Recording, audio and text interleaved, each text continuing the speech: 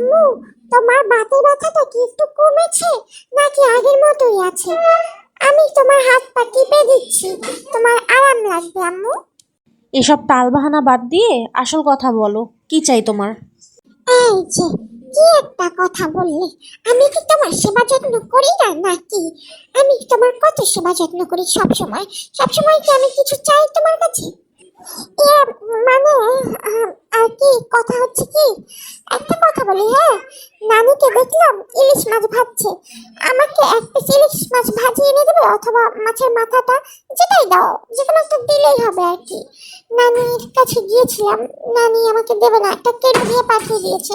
তুমি একটু নানিকে গিয়ে বলবে যে রিঙ্গো একটু মাছের মাথা খাবে, ইলিশ মাছের মাথা। তুমি কিন্তু আবার ভেবো না আমি মাছের মাথা খাওয়ার জন্য তোমার হাত পা টিপে দিচ্ছি।